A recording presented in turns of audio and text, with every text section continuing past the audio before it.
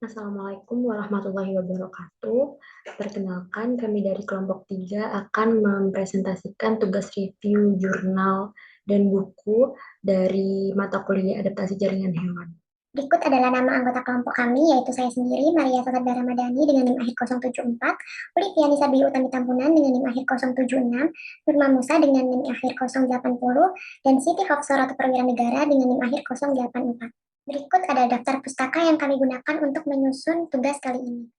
Kanker sebagai proses mikroevolusioner. Kanker sendiri merupakan pertumbuhan sel yang tidak terkontrol diikuti dengan proses invasi ke jaringan sekitar dan penyebaran atau metastasis ke bagian tubuh yang lain. Kanker pada dasarnya merupakan sel dengan proliferasi yang tak terkendali akibat kerusakan gen, utamanya pada regulator siklus sel atau sel yang berfungsi dalam mengontrol siklus sel. Pertumbuhan kanker merupakan proses mikroevolusioner yang dapat berlangsung dalam beberapa bulan atau beberapa tahun. Nah, mikroevolusi sendiri adalah suatu proses perubahan dalam skala kecil pada frekuensi alel yang biasanya melalui proses mutasi. Proses pertumbuhan dari sel kanker sendiri dinamakan karsinogenesis, yang dimulai dari satu sel kanker dan memperbanyak diri dan membentuk koloni kecil dalam jaringan yang sama. Yang kemudian selanjutnya terjadi perubahan genetik seperti aktivasi onkogen yang menyebabkan koloni dari sel abnormal ini menjadi malignan. Nah, selanjutnya sel kanker melewati kontrol proliferasi normal dan menjajah jaringan lain. Sel kanker yang ditentukan oleh dua sifat yang dapat diwariskan adalah yang pertama, bereproduksi secara abnormal sehingga bertentangan dengan batas normal dan pertumbuhan dan pembelahan sel. Ini maksudnya adalah sel kanker tidak dapat dikendalikan pembelahan atau pertumbuhan selnya. Poin yang kedua yaitu dapat menyerang jaringan dan organ sekitarnya. Yang dimaksud adalah daya invasi dan metastasis. Kombinasi sifat-sifat inilah yang membuat kanker sangat berbahaya. Sel abnormal yang tumbuh atau meningkat dalam massa dan berkembang biak atau membelah diri di luar kendali akan menimbulkan tumor atau neoplasma. Selama sel neoplastik belum menjadi invasif, tumor dikatakan jinak. Lalu dapat dikatakan ganas apabila sel-selnya telah memperoleh kemampuan untuk menyerang jaringan di sekitarnya. Nah, daya invasi sendiri merupakan karakteristik yang penting dari sel kanker.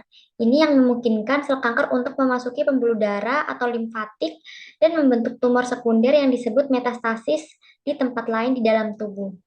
Berikut adalah gambar contoh metastasis yang terjadi di dalam tubuh. Dapat dilihat bintik-bintik kuning di daerah perut mengungkapkan proses beberapa metastasis yang terjadi. Nah, kanker dapat diklasifikasikan menurut tipe asal yaitu karsinoma, sarkoma, leukemia, dan limfoma. Karsinoma adalah kanker yang timbul dari sel epitel, yang sejauh ini merupakan sel kanker paling umum pada manusia, yaitu menyumbang sekitar 80% kasus. Mungkin ini karena sebagian besar proliferasi sel pada orang dewasa terjadi di epitel. Selain itu, jaringan epitel adalah jaringan yang paling mungkin terkena berbagai bentuk kerusakan fisik dan kimia yang mendukung perkembangan kanker. Kemudian adalah sarkoma, yang berasal dari jaringan ikat atau otot. Nah, untuk leukemia adalah kanker yang berasal dari sel darah putih dan prekursornya adalah sel hemopoietik. Kemudian limfoma adalah kanker yang berasal dari sistem saraf. Sejalan dengan kumpulan nama untuk tumor ganas, ada juga kumpulan nama yang terkait untuk tumor jinak. Misalnya adenoma yang merupakan tumor epitel jinak yang dapat berkembang menjadi jenis tumor ganas yang disebut adenokarsinoma. Demikian pula dengan kondroma atau tumor tulang rawan jinak yang dapat berkembang menjadi kondrosarkoma yang berjenis tumor ganas. Seperti terlihat pada gambar, tumor jinak atau yang bisa dilihat yaitu yang berwarna merah jambu, itu adalah adenoma. Terlihat pada gambar tetap berada di dalam lamina basal atau yang dilihat pada gambar yaitu warna kuning yang menandai batas struktur normal. Kemudian sebaliknya tumor ganas, tumor kelenjar ganas atau sel yang berwarna merah atau adenokarsinoma dapat berkembang dari sel tumor jinak dan menghancurkan integritas jaringan seperti yang ditunjukkan pada gambar dan juga ada banyak bentuk perbedaan yang mungkin terjadi pada tumor tersebut. Kemudian kebanyakan kanker berasal dari satu sel abnormal. Bahkan ketika kanker telah bermetastasis, biasanya dapat melacak asal-usulnya menjadi satu tumor primer yang muncul dari organ tertentu. Tumor primer diperkirakan berasal dari pembelahan sel dari satu sel yang awalnya mengalami beberapa perubahan yang diwariskan. Selanjutnya, perubahan penambahan menumpuk di beberapa keturunan sel ini yang memungkinkan sel kanker untuk tumbuh lebih besar dan membelah diri. Saat pertama kali terdeteksi, kanker manusia yang khas telah berkembang selama bertahun-tahun dan sudah mengandung 1 miliar sel kanker atau lebih. Biasanya, sel kanker itu sudah mengandung berbagai jenis sel lain, misalnya fibroblast yang akan hadir dalam jaringan ikat pendukung yang terkait dengan karsinoma. Kemudian ada sel-sel endotel inflasi dan juga vaskular. Untuk dapat mengetahui bahwa sel kanker tersebut merupakan keturunan klon dari satu sel abnormal, salah satu cara untuk membuktikan asal klon adalah melalui analisis molekuler dari kromosom pada sel tumor. Pada hampir semua pasien mengalami kronik myelogenous leukemia atau CML misalnya, kita dapat membedakan sel darah putih leukemia dari sel normal pasien dengan kelainan kromosom yang ditentukan oleh kromosom Philadelphia yang dibuat oleh translokasi antara lengan panjang kromosom 9 dan juga lengan panjang kromosom 22. Berikut adalah gambar translokasi antara kromosom 9 dan juga 22 yang bertanggung jawab untuk kronik myelogenous leukemia, yang dimana struktur normal kromosom 9 dan 22 ditunjukkan pada gambar di sebelah kiri, dan ketika translokasi terjadi di antara mereka di set yang ditunjukkan, hasilnya adalah pasangan abnormal pada gambar sebelah kanan. Yang lebih kecil dari dua kromosom abnormal yang dihasilkan yaitu 22q-min yang disebut dengan Philadelphia. Sel kanker mengandung mutasi somatik. Mutasi disebut somatik karena terjadi di soma atau sel-sel tubuh, bukan di garis germinal. Sel abnormal yang berkembang menjadi tumor akan mewariskan kelainannya kepada keturunannya. Kanker juga didorong oleh perubahan epigenetik, yaitu perubahan ekspresi gen yang terus-menerus dan modifikasi struktur kromatin tanpa perubahan urutan DNA sel. Faktor penyebab perubahan genetik itu cenderung memicu perkembangan kanker. Ada beberapa faktor eksternal, yaitu yang pertama karsinogen kimia. Untuk karsinogen kimia ini biasanya menyebabkan perubahan lokal sederhana dalam urutan nukleotida. Yang kedua adalah radiasi, contohnya sendiri adalah sinar X. Jadi sinar X ini biasanya menyebabkan kerusakan dan translokasi kromosom. Contoh lainnya adalah sinar UV atau sinar ultraviolet yang menyebabkan perubahan basa DNA spesifik. Satu mutasi tidak cukup untuk mengubah sel normal menjadi sel kanker.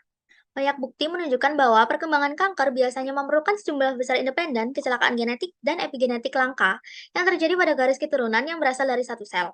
Salah satu indikasi tersebut berasal dari studi epidemiologi kejadian kanker sebagai fungsi usia mutasi tunggal yang bertanggung jawab atas kanker. Terjadi dengan probabilitas tetap per tahun, dan peluang perkembangannya kanker pada tahun tertentu kehidupan harus bergantung pada usia. Grafik di slide ini adalah insiden kanker sebagai fungsi usia terjadi pada kasus kanker usus besar yang didiagnosis pada wanita di Inggris dan Wales. Data ini diambil oleh Chimwir dalam jurnalnya yaitu Insiden Kanker di 5 Benua volume 5 Badan Internasional untuk Penelitian Kanker pada tahun 1987. Jadi analisis jenis ini tuh menunjukkan bahwa perkembangan tumor padat malah membutuhkan 5 hingga 8 kecelakaan independen atau HIT yang terjadi secara acak dari waktu ke waktu. Perhitungan ini mengasumsikan bahwa tingkat mutasi tetap konstan saat kanker berkembang, di mana pada kenyataannya sering meningkat. Kanker berkembang secara bertahap dari sel yang semakin memudar. Pada kanker yang disebabkan oleh penyebab eksternal yang spesifik, penyakit ini biasanya tidak terlihat sampai lama setelah terpapar gen penyebab. Konsep perkembangan kanker ini memerlukan akumulasi mutasi bertahap sejumlah gen yang berbeda yang membantu menjelaskan fenomena terkenal perkembangan tumor, di mana gangguan ringan awal perilaku sel berkembang secara bertahap menjadi kanker yang besar. Contohnya pada penyakit leukemia mielogenous kronis. Contoh lainnya adalah kanker paru-paru.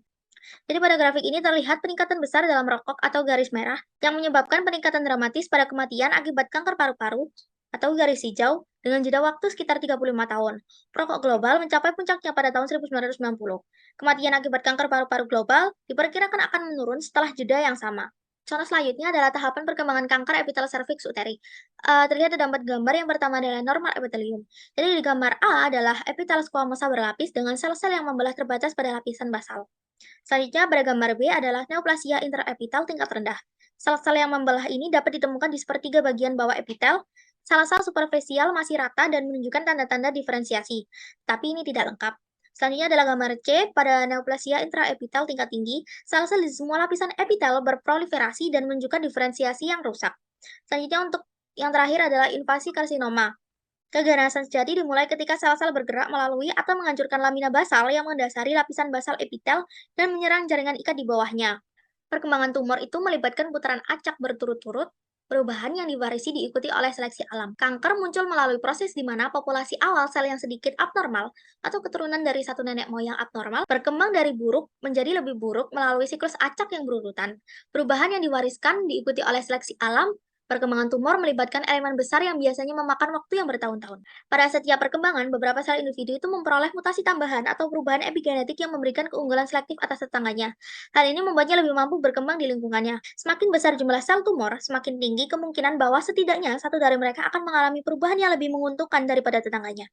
Jadi saat tumor tumbuh, perkembangannya semakin cepat.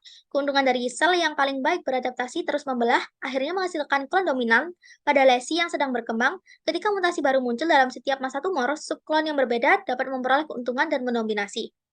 Keragaman genetik yang meningkat seiring perkembangan kanker adalah salah satu faktor utama yang membuat penyembuhan menjadi lebih sulit. Dalam diagram skematik ini, tumor berkembang melalui putaran mutasi dan proliferasi yang berulang, yang pada akhirnya memunculkan klon sel kanker yang sepenuhnya ganas. Pada setiap langkah, satu sel mengalami mutasi yang meningkatkan proliferasi sel atau menurunkan kematian sel, sehingga keturunannya menjadi klon dominan dalam tumor. Jadi proliferasi setiap klon itu mempercepat terjadinya tahap perkembangan tumor berikutnya dengan meningkatkan ukuran populasi sel yang beresiko mengalami mutasi tambahan. Langkah terakhir yang digambarkan di sini adalah invasi melalui membran basal. Langkah awal dalam metastasis. Sel kanker manusia secara genetik itu tidak stabil. Sebagian besar sel kanker manusia mengakumulasi perubahan genetik pada kecepatan yang tidak normal dan dikatakan tidak stabil secara genetik. Tingkat ketidakstabilan ini dan asal molekulnya berbeda dari kanker ke kanker, dari pasien ke pasien lainnya.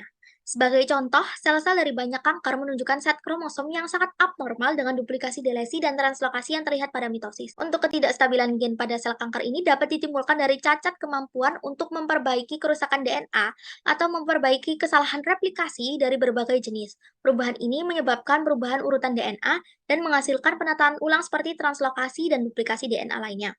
Contohnya sendiri adalah kromosom dari tumor payudara menunjukkan kelainan dalam struktur dan jumlah. Untuk gambar A adalah kromosom dari sel tumor payudara dalam metafase yang disebarkan pada slide kaca dan diwarnai dengan pewarnaan DNA umum.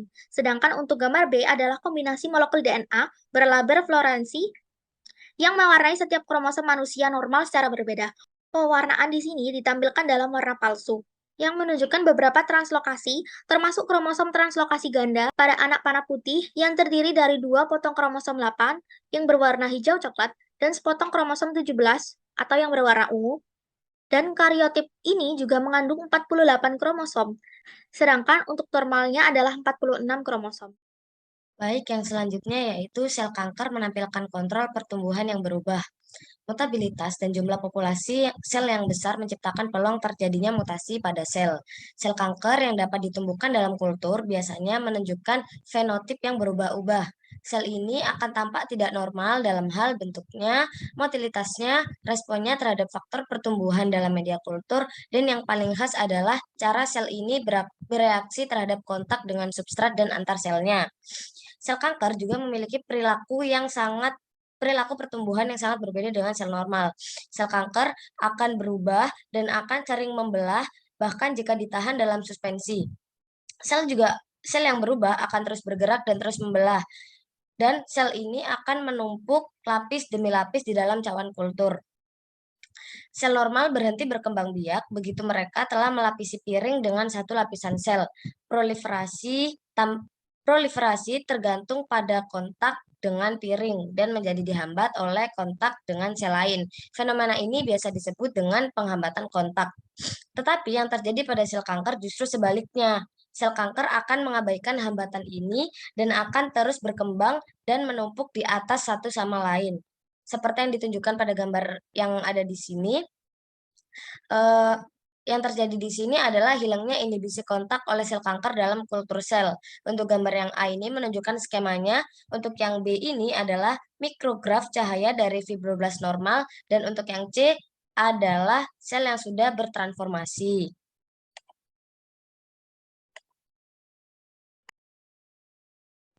Yang selanjutnya yaitu sel kanker memiliki metabolisme gula yang berubah. Dengan oksigen yang cukup, sel-sel jaringan dewasa normal umumnya akan sepenuhnya mengoksidasi hampir semua karbon dalam glukosa yang mereka ambil menjadi CO2. Tumor yang sedang tumbuh juga membutuhkan nutrisi yang berlimpah untuk menyediakan bahan pembangun atau bahan untuk membuat makromolekul baru. Sel-sel tumor akan mengonsumsi glukosa dengan aktif, dan sel tumor ini mengimpornya dari darah dengan kecepatan tinggi, bahkan bisa mencapai 100 kali lipat lebih tinggi daripada sel-sel normal di sekitarnya. Dapat dilihat di gambar yang ada di slide ini. Gambar ini yaitu efek Warburg di sel tumor menunjukkan perubahan dalam penyerapan glukosa dan metabolisme gula. Gambar A ini menunjukkan sel yang tidak berproliferasi akan mengoksidasi hampir semua glukosa yang mereka impor dari darah untuk diproduksi ATP melalui fosforilasi oksidatif yang terjadi di dalam mitokondria. Dan hanya ketika kekurangan oksigen saja sel-sel ini akan menghasilkan sebagian besar ATP dari glikolisis dan mengubah asam pirufat yang dihasilkan menjadi laktat untuk regenerasi NAD+ yang diperlukan sel untuk menjaga glikolisis agar tetap berjalan. Sedangkan di gambar B itu menunjukkan pada sel tumor umumnya akan menghasilkan laktat yang berlimpah bahkan dengan adanya oksigen. Hasil ini tingkat glikolisisnya akan meningkat dan diberi makan oleh peningkatan yang sangat besar dalam tingkat impor glukosa. Dengan cara ini sel tumor akan menyerupai cepatnya perkembangan sel dalam embrio. Lalu yang selanjutnya adalah sel kanker memiliki kemampuan abnormal untuk bertahan dari stres dan kerusakan DNA. Di dalam organisme multiseluler yang besar, ada mekanisme keamanan yang kuat untuk menjaga dari masalah yang dapat disebabkan oleh sel yang rusak dan kacau. Misalnya, gangguan internal dapat menimbulkan sinyal bahaya dalam sel yang rusak, sehingga sel akan mengaktifkan perangkat pelindung yang pada akhirnya dapat menyebabkan apoptosis. Sel kanker ditemukan mengandung mutasi yang mendorong sel ke keadaan abnormal, di mana proses metabolisme mungkin tidak seimbang dan komponen sel penting dapat diproduksi dalam proporsi yang tidak sesuai. Keadaan ketika mekanisme homeostasis sel tidak memadai untuk mengatasi gangguan yang dipaksakan biasa disebut sebagai keadaan stres sel. Dapat dilihat di gambar yang ada di slide ini. Gambar ini menunjukkan keduanya meningkatkan sel pembelahan dan penurunan apoptosis dapat berkontribusi pada tumorigenesis. Dalam keadaan normal jaringan, apoptosis akan menyeimbangkan pembelahan sel untuk mempertahankan homeostasis. Tetapi selama perkembangan kanker, baik peningkatan pembelahan sel atau penghambatan apoptosis dapat menyebabkan peningkatan jumlah sel yang penting untuk tumorigenesis. Keduanya memiliki peningkatan pembelahan sel dan penurunan apoptosis yang biasa berkontribusi pada pertumbuhan tumor. Sementara, sel kanker yang cenderung menghindari apoptosis ini tidak berarti bahwa sel ini jarang mati. Justru sebaliknya, di bagian dalam tumor berarti bahwa sel ini sebaliknya di dalam tumor yang padat dan besar, kematian sel bahkan sering terjadi dalam skala besar. Dengan kondisi hidup yang sulit, persaingan yang ketat antara sel-sel kanker untuk oksigen dan nutrisi, justru banyak sel yang mati, tetapi biasanya lebih banyak karena nekrosis, bukan karena apoptosis. Dan tumor tetap tumbuh karena tingkat kelahiran selnya lebih besar daripada tingkat kematiannya. Dan yang selanjutnya yaitu sel kanker manusia melarikan diri dari batas terpasang untuk proliferasi sel. Sel-sel pada manusia normal memiliki batas bawaan untuk berapa kali mereka dapat membelah ketika dirangsang untuk berkembang biak. Sel normal pada manusia secara permanen akan berhenti membelah setelah sejumlah pengadaan populasi tertentu. Contohnya 25-50 untuk fibroblast manusia misalnya. Mekanisme hitungan pembelahan sel ini disebut sebagai penuaan sel replikatif. Tetapi pada sel kanker pada tubuh manusia menghindari penuaan sel replikatif dengan salah satu dari dua cara. Yang pertama yaitu sel kanker dapat mempertahankan aktivitas telomerase saat mereka berkembang biak, sehingga telomer sel ini tidak memendek atau menjadi tidak tertutup. Lalu yang kedua, sel kanker dapat mengembangkan mekanisme alternatif berdasarkan rekombinasi homolog atau biasa disebut ALT untuk memanjangkan ujung kromosom sel tersebut. Terlepas dari strategi yang digunakan, hasilnya adalah sel-sel kanker akan terus berkembang biak dalam kondisi sel-sel normal yang akan berhenti. Baiklah, selanjutnya adalah lingkungan mikrotumor mempengaruhi perkembangan kanker. Seperti yang telah diketahui sebelumnya, sel-sel kanker dalam tumor itu membawa mutasi berbahaya dan seringkali tumbuh dan berkembang dengan tidak normal. Nah, perkembangan tumor ini bergantung pada komunikasi dua arah antara sel tumor dan stroma tumor.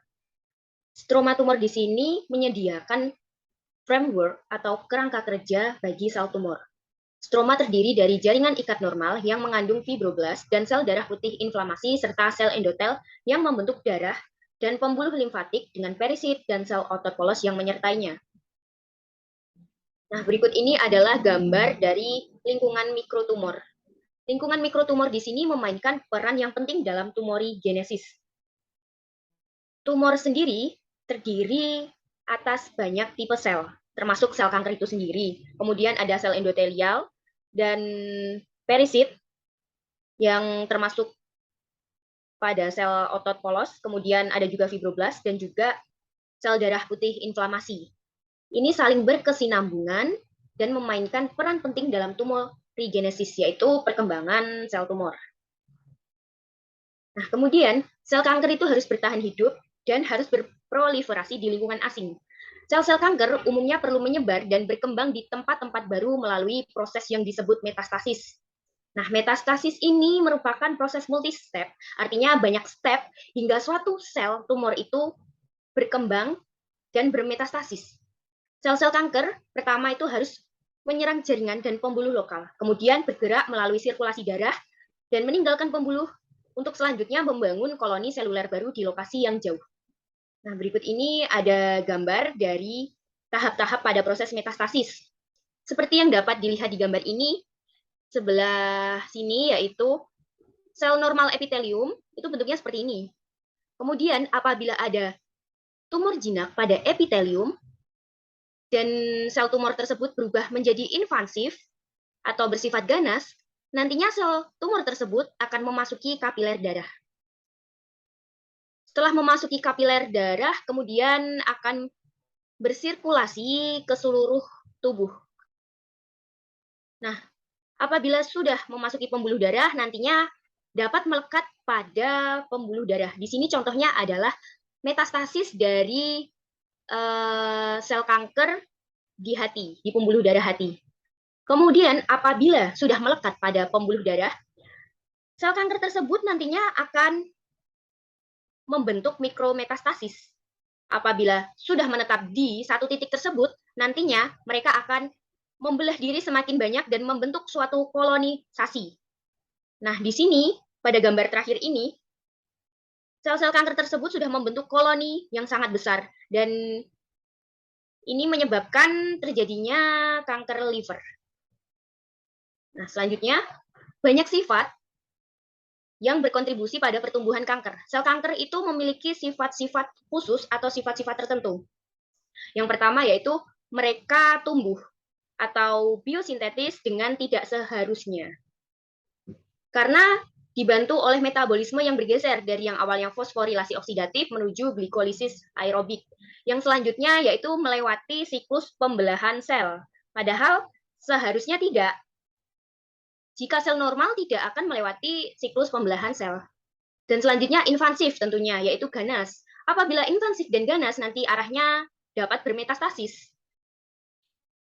Bermetastasis tumbuh dari misalnya satu organ yang terkena kanker, lalu menyebar ke organ lain, sehingga kankernya itu menyebar ke seluruh tubuh. Dan selanjutnya, sel kanker itu memiliki respons stres abnormal. Maksudnya di sini yaitu mereka dapat bertahan hidup terus-menerus dan berkembang, yaitu melakukan pembelahan terus-menerus meskipun ada stres yang sangat tinggi. Hal ini menyebabkan mereka tidak bisa berapoptosis. Oleh karena itu, mereka akan selalu membelah semakin banyak. Yang selanjutnya yaitu memiliki respons stres abnormal ini sudah ya tadi. Kemudian yang kelima, secara genetik dan epigenetik tidak stabil. Nah, tumor jinak bisa menjadi tumor ganas atau sel kanker karena terjadi perubahan genomik atau perubahan genetik, serta epigenetiknya tidak stabil. Hal ini yang memungkinkan sel tumor yang jinak menjadi tumor ganas sehingga menjadi kanker yang sangat berbahaya. Dan yang terakhir, mereka tidak mengalami penuaan sel. Maksudnya di sini adalah mereka akan awet. Karena yang pertama, selain dikaitkan dengan tidak bisa apoptosis, mereka juga memproduksi telomerase dengan menstabilkan telomer mereka. Apabila telomer mereka stabil, mereka akan terus bertahan hidup dan tidak mengalami penuaan sel, apalagi kematian sel. Nah, ringkasan dari penjelasan kami yaitu sel kanker tumbuh dan berkembang bertentangan dengan kontrol normal, yaitu mereka sifatnya jelas neoplastik. Kemudian mampu menyerang jaringan di sekitarnya dan menjajah organ, ya istilahnya ini, menginvasi organ yang letaknya itu sangat jauh dari sel indukan kanker. Inilah mengapa mereka bersifat sangat ganas. Kanker sendiri diperkirakan berasal dari sel tunggal yang telah mengalami mutasi, membutuhkan mutasi tambahan dan peristiwa epigenetik untuk menjadi kanker. Perkembangan tumor membutuhkan waktu bertahun-tahun. Sel-sel kanker memperoleh berbagai sifat khusus saat mereka berevolusi, berkembang, dan menyebar. Perubahan genetik dan epigenetik lebih lanjut diperlukan untuk perkembangan tumor. Sekian penjelasan dari kelompok kami, yaitu kelompok 3. Terima kasih telah menyimak dari awal hingga akhir. Wassalamualaikum warahmatullahi wabarakatuh.